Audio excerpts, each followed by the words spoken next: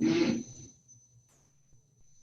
right. How are you, Miss Mo? I'm great, Destiny. Good, Hope good, you're good. well.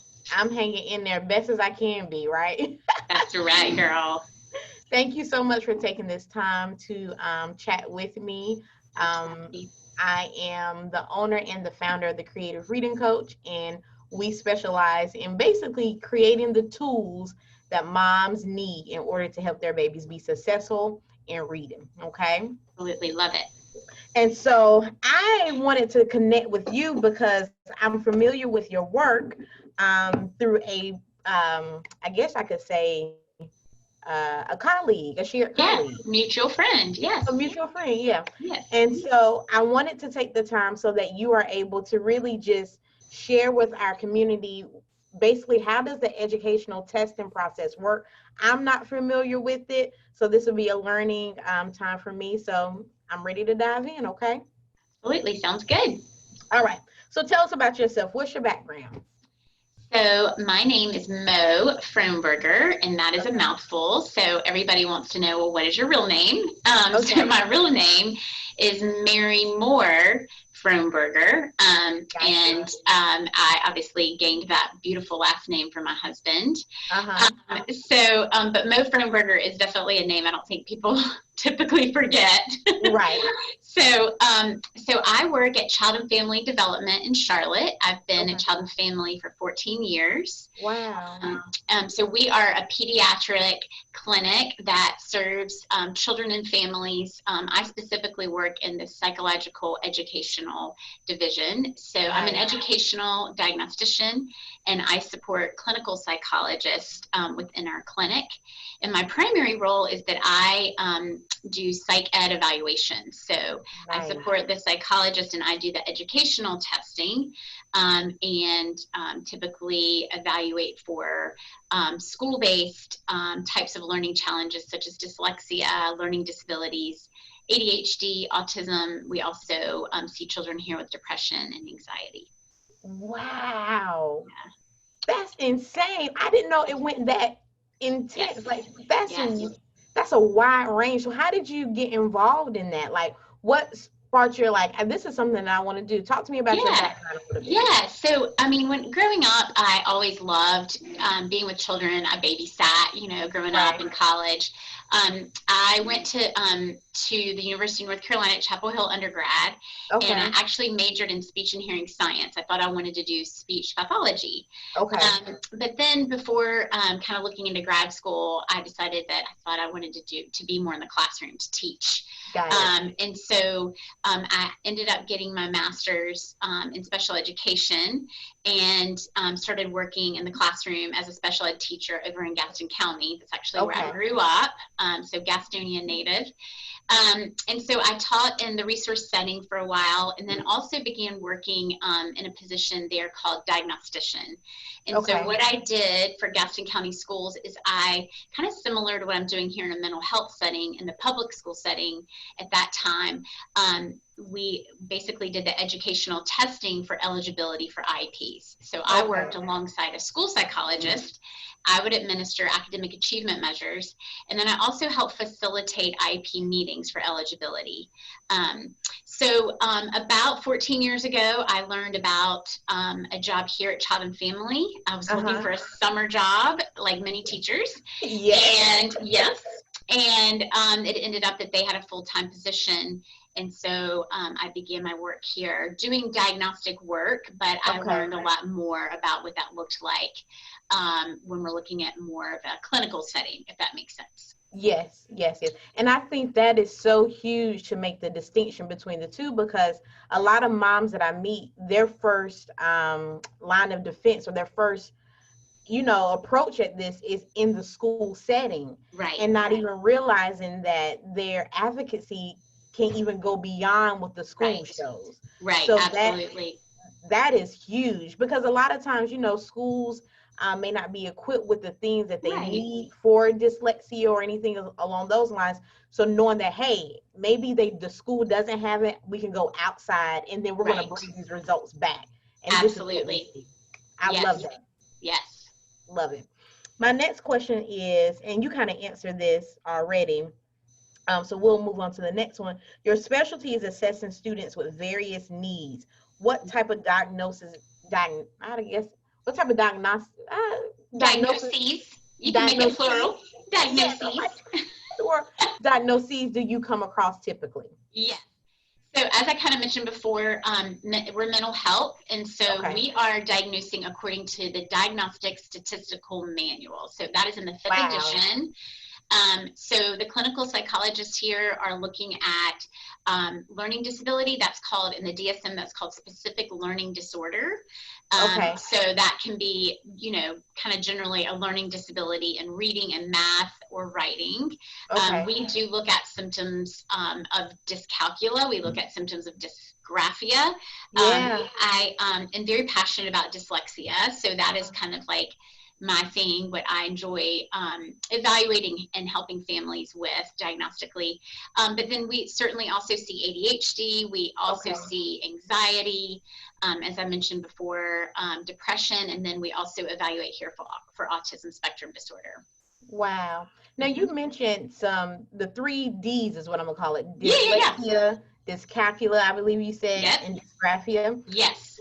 What are the differences? Because a lot of people, they're like myths floating around, like my baby has dyslexia, or my baby has this, my baby has that. Can you take a moment to tell me or tell us the 3 different disses, I'll say? Yes, the disses, yes. And they're really just great descriptors and help, I feel like, families know more what's going on, because when you find out that your child has a learning disability, and that can oftentimes happen in a public school setting if your child is evaluated, you kind of come away sometimes with, well, yeah, I know that my child is not learning what they need to in math, or I know that they're below grade level in reading, but why is that? Right. So these kind of more, these descriptors give us a lot more information. We know a lot more about dyslexia than we do about the other 2, but there is some information that we do know. So we'll start with dysgraphia. Dysgraphia is really difficulty with handwriting. So this is like a lot of, you'll see kids. I love this description somebody made that I worked with a long time ago. They said, it's kind of like when you're right-handed and you got to write with your left hand. It never looks pretty. You can work and work and work, but it never gets better. And so it's just kind of the way that, you're going from brain to hand. And so really I would describe dysgraphia is messy difficulty with handwriting. There's a lot of other pieces of that go along. We often see, obviously, like a learning disability in writing, because there are difficulties with organization and being able to express in writing. But in and of itself, really, we talk about dysgraphia is difficulty with handwriting. Dysgraphics can also have trouble with spelling, but where we typically see spelling kind of come from, the root is dyslexia. So dyslexia, we know, is a language-based learning disability. It is neurological in origin. This is where individuals have difficulty with what we call the phonological component of language. Yes. And so dyslexics typically have difficulty early on with learning alphabet letters. Sometimes they have trouble with phonemic awareness and rhyming, and then difficulty with reading acquisition, spelling, and reading fluency. And I know we can talk a little bit more in detail later about dyslexia, but that's kind of like the main descriptor. Dyslexics do have trouble a lot of times with math facts. And so being able to efficiently retrieve math facts, it goes along with that difficulty with efficiently retrieving words. Same region of the brain that is used. That makes sense. Yeah. I never thought about it like that. Because you have to use the same part of your brain to get those math. To look at it and say it quickly. Yes, exactly. Wow. So we typically see that. So, and then when we talk about dyscalculia, this is difficulty with number sense. So individuals with dyscalculia just do not get the number line. They do not understand, kind of a lot of times at an early age, like how amounts go with numbers, and just kind of being able to, move up the number line and down the number line. I mean, that to me is probably the best example. And that culminates into more difficult things as kids get older. That makes sense. Yeah. Now, this is a burning question, and I'm sure someone will probably have it. Have you seen in your testing that some kids have had a combination of all three? Oh, yes. Or Right. really? Yeah, it's rare. I don't see that a lot. Okay. But yes, I have seen what we would call global learning disabilities. Okay. But a lot of times that is also kind of rooted in cognitive difficulties, where we see a lot of inconsistency in a cognitive profile. Okay. So yes, they can co-occur. It's rare. I don't see it super often. Yeah. Okay. Because I can hear mom saying now, like, well, maybe my baby has this and that. And it's like, well, yeah. And sometimes we straddle the fence, even like with my own 5-year-old, he's having a hard time getting on that number line. And hearing you speak about that, it's like, well, does he have that? And then coming back is like, no, because it's developmental. Right. So what are some of the key signs? And let's specifically talk about dyslexia. Yeah. What are some of the key signs, like maybe we should go in for evaluation, maybe an opinion outside of the school would be good? What are some things moms and dads should be looking for? Yeah, absolutely. So, I mean, I'll tell you, I see children as young as 5. That is rare as far as, evaluation, but I do see kids as young as 5 all the way up to age 21. But for a school age child, I would say the signs for a parent would be that they're not making progress in reading. If the teacher has said, you need to practice sight words more, and you're just not noticing that that's really benefiting your child. They're not progressing. Frustration with reading, because really what we want to prevent when we talk about these types of learning disabilities are secondary diagnoses like anxiety. So if a child good, Mo. Yeah.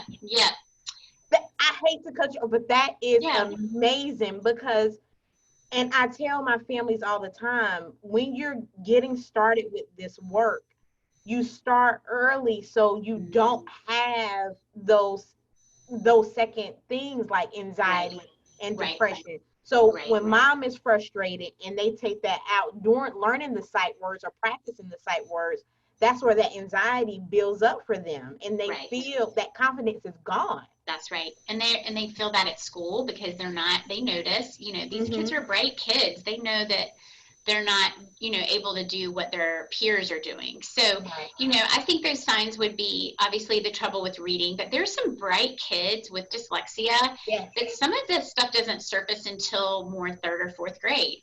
So, it might be, and I mean, I've had some dyslexics that are super bright that I don't diagnose until like high school. But so, I would say if you're seeing, oh my gosh, my kid is a horrible speller. I mean, I'm not saying like a weak speller, but like really bad spelling, just not making progress in reading. Those are the, kind of big signs. Trouble sounding out words, choppy reading, you notice that it's just really disfluent. Those are some of the signs when you kind of get into school. Gotcha. Okay. And there's definitely early signs too when they're young. Gotcha. Okay. I had a question and it was at the top of my head and I forgot it. That's okay. That happens to me. I'm sure it's going to come back at some point. So what would you recommend for a parent who is beginning this process? Like, I see these sounds and maybe they're not here in the Charlotte area or, anything like that. What do you recommend? Like, I've tried to make contact with the school, the teacher doesn't really see what I see, but in my gut, I know something is wrong. What would you tell that parent? Yeah, absolutely. So, if you're close to a place like Child and Family Development, a clinical psychologist, I think that could be your next step. And what we start with here is a clinical interview. So most clinicians are going to start that way. So where the parent comes in, usually without the child, and obviously because of COVID, it's all on Zoom. The parent sessions are on Zoom here. But that's where you gain information and you can talk to that clinician about your child. This is what I see. This is what's going on. What do you recommend that I should do next? So just because you make contact with that clinician does not mean you have to automatically sign up for an evaluation. I like that. So that's important to know. But, if it sounds like after that, conversation, that clinical interview, that, it does sound like a psych ed evaluation would be recommended, then that's kind of the next step, the next process. Gotcha. Now, this ties into the question that I forgot. And so I know these words can kind of sound heavy and almost, sometimes I've seen families who they kind of own the situation, like I did something wrong. Can we talk about how, as you said earlier, students or people with dyslexia, it's not a lack of intelligence, it's more so the way that the brain processes things. Yes. And talk about the upside of how creative they are, that type of thing. So yes, absolutely. Yeah, so there's been some really great research done on dyslexia, MRI imaging from Dr. Sally Shawitz through Yale University has shown that dyslexics use different lobes of their brain to read. Yeah. And so it's exactly what you just said. It's a difference in processing. It's not a right or wrong. It is what it is. We know that close to about 20% of the population has a form of dyslexia. And so we see mild cases of dyslexia, moderate cases, and severe. The individuals that I typically see with this are bright kids, bright individuals that have a lot of strengths, typically a lot of creativity, a lot of outside of the box thinking. Yes. Sometimes these individuals are really strong in math, especially in like math concepts and understanding higher level. But we see that just kind of disconnect with their reading and their spelling skills. Got it. There was a study done a couple years ago, and I don't know the exact name of it, but I remember the information. And it was around 65% of executives in the United States have a form of dyslexia or learning disability. And they kind of looked at the data behind it and saw that these individuals were bright, they were creative, outside of the box thinkers, and they had to work hard and grit. Yeah. And so those are three things I think, we see as positive attributes of individuals with this profile.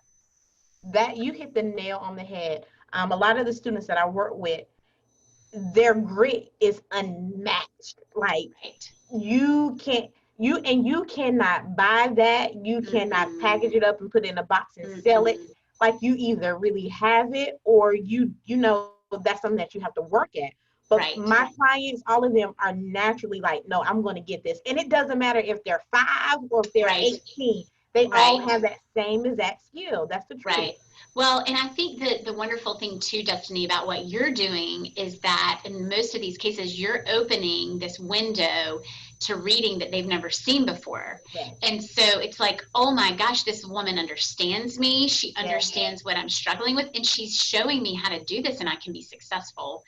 And so, sometimes you'll hear teachers, parents, we're all guilty of this, of calling these kids lazy, because they look lazy in the classroom, when in essence, that's not what's going on, and that's not true. It's just that they haven't been given the right tools.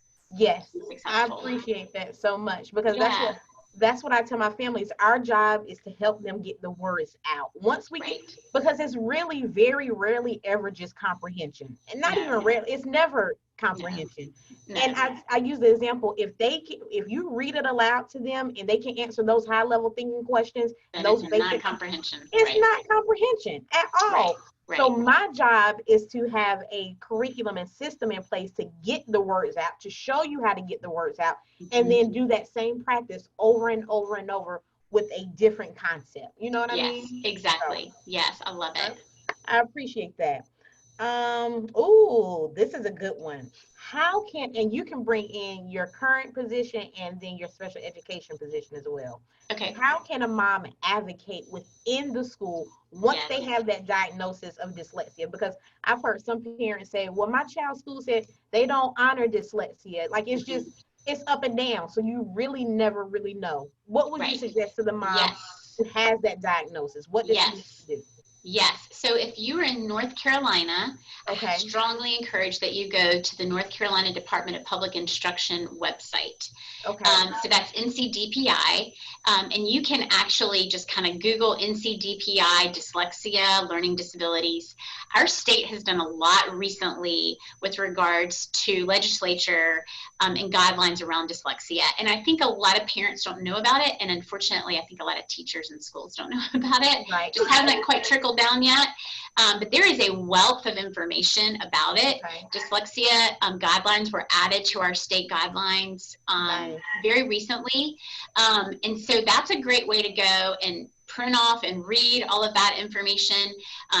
You can look at the procedural safeguards for North Carolina, and you can look at all the eligibility categories under learning disabilities. It tells you, this is what is required for eligibility. This is what they're looking for, just so that you understand as you go to that meeting, what are they talking about? Okay. So I strongly recommend that parents educate themselves.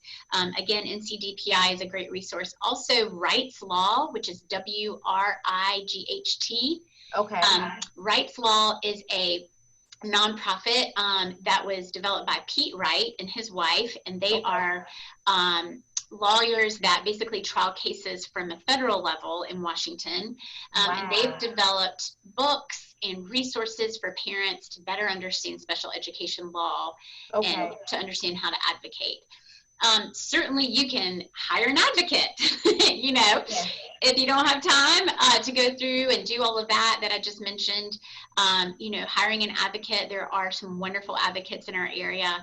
And then the ECAC, the Exceptional Children's Assistance Center of North Carolina, they also have some really good resources for parents. They don't offer, I don't believe they offer advocacy, like paid advocacy, but they have like workshops and different resources that parents can learn.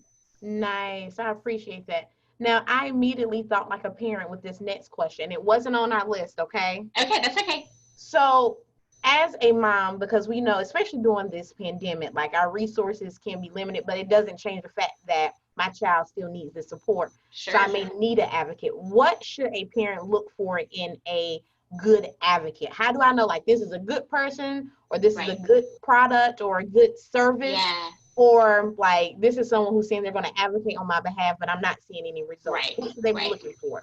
I mean, I think ideally it would be someone that's worked in the public school system and understands, that side of it. So, you and I have done that. And I think that's just so beneficial because we kind of know how things work. We know what is realistic because, there's a lot of buzz out there where you'll hear people say, well, okay, you got a psych ed evaluation, they diagnosed dyslexia, you are definitely getting an IEP. That is not true. There's nothing true about that. So I think it's really important for that person to have that background and just certainly, a good solid understanding of what those state guidelines are, what the law says. And I think being personable.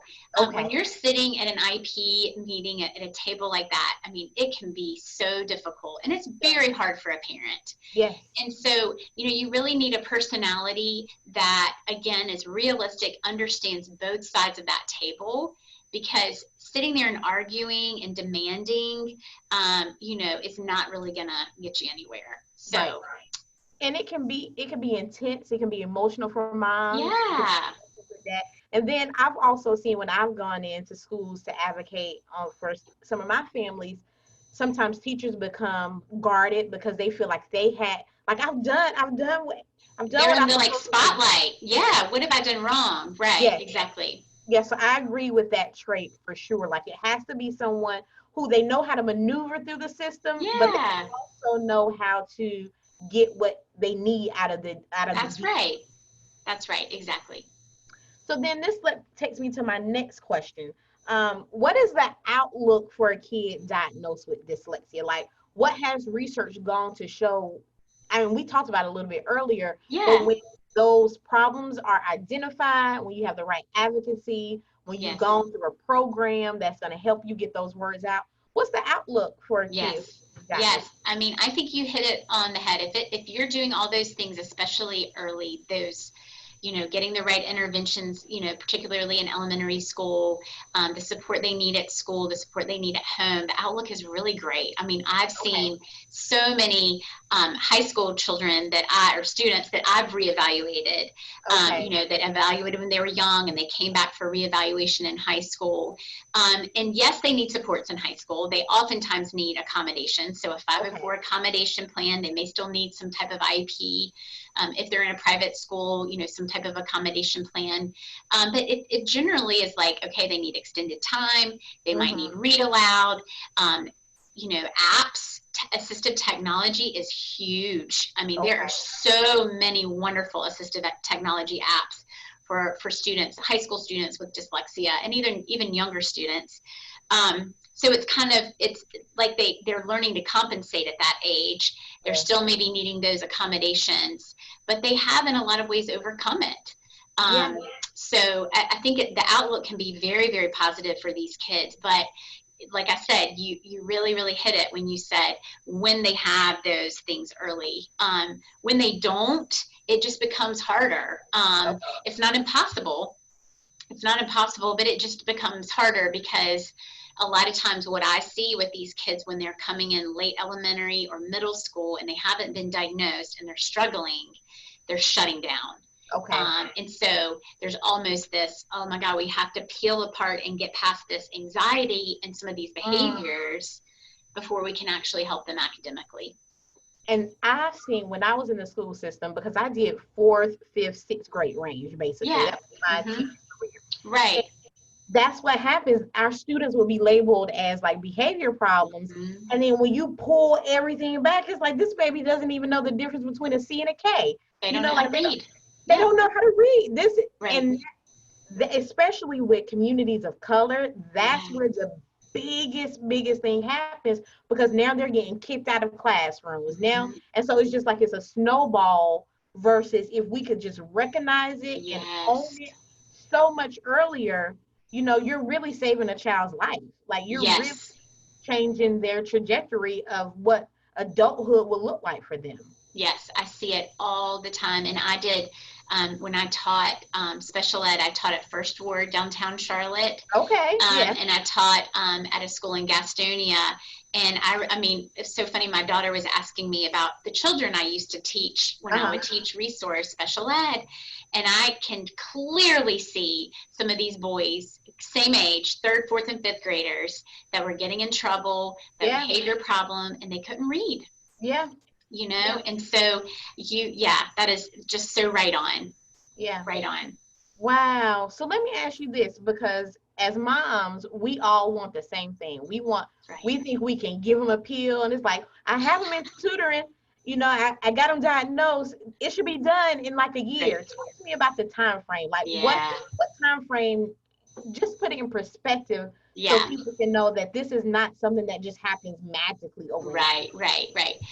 From an intervention standpoint, when we're looking at getting a child into a structured language approach, which is likely, I know what you are providing, maybe an Orton Gillingham type of approach when we're looking at teaching reading and spelling, it's generally around 2 years. So that's kind of the average, give or take, depending, on the unique needs of the child, how frequently they go. It's really recommended twice a week if you're doing this type of tutoring. And, if you're able to do more in the summer, that always is helpful. But it's generally about 2 years. And that's for the intervention part. And then I always tell families, expect that they might need subject area tutoring as they get a little bit older.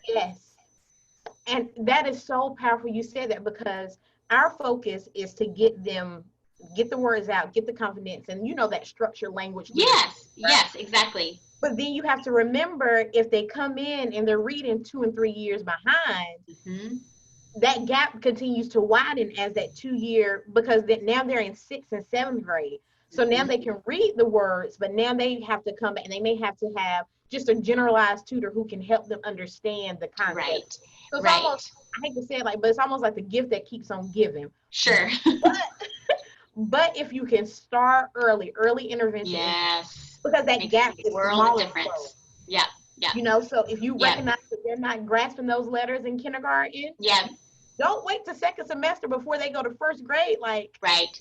Well, and I think that's where you come in too, because these kids that are young, when a mom right, in kindergarten is noticing, gosh, I just don't feel like my kid is getting this. right, There is nothing wrong with going to a reading coach like you and saying, right, hey, can you work with my child? right, You work with that child for a while, you know, 6 right, months, a year, and then you can decide as a reading coach, as a reading expert, yes, it looks like they're making a lot of progress, keep going, da da da, or you know what, we probably need to look at an evaluation for this child yes, and kind of directing. So there is nothing wrong with, you know, giving these kids the tools early on, right, because unfortunately, I think our public schools are lacking in some of that. I think they're getting better, and there are right. some things we're getting better at in our public schools, but there's a lot that we're lacking when it comes to this, you know, 20 to 25% of the population that really needs structured language, you know, reading. So, And that's what we're finding now. A lot of the programs, especially in the public schools with the online, everything is comprehension based. yes. And it's like, well, when are you going to introduce phonics? And so Yeah, some kids show signs of dyslexia, but it's because they never got the phonics piece, that's right. Because they never taught them how you to know? read. Yeah, we got to teach them how to read first. Yes, And we have to directly, explicitly yes, teach them how to read. yes, Yep, yes. You need to know that C can say k. You need to know that K that's can say. right. You need to That's know right. you're going to read it that way based on the vowel that follows That's behind, exactly right. so that type of thing. Thank you Yes. so much, Mo. I appreciate You're this. welcome. I've loved this time together with you. Yes. So where can people find you? What if, because Yeah, they're going to watch this video, they're going to say, you know what, I want to get an evaluation. Where can people find sure.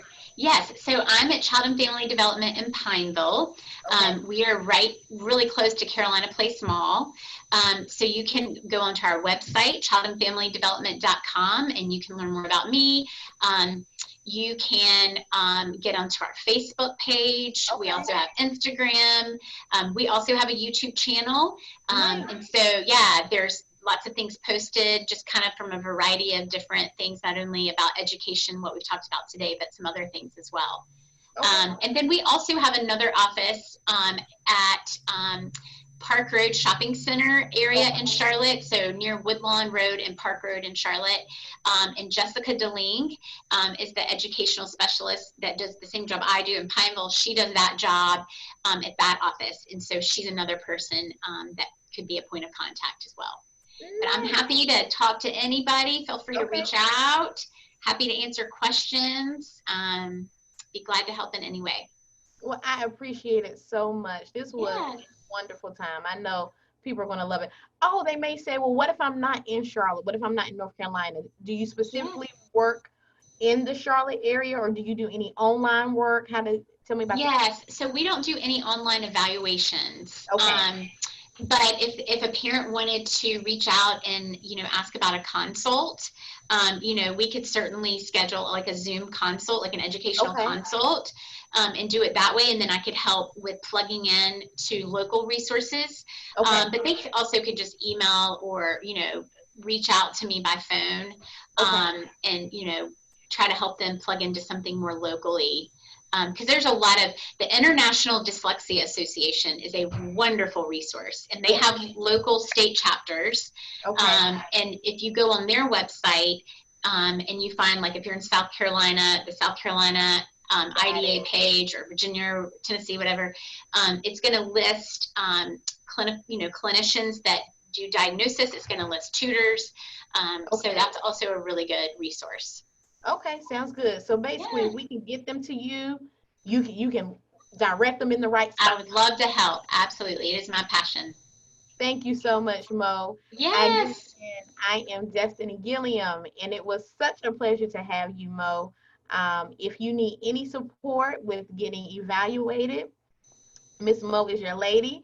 And when you are ready to get that evaluation and you're ready to get started, always feel free to schedule a consultation by clicking the link in the description box. I hope you have a wonderful day, Mo. Thank you, Destiny. Take care. You too. Bye.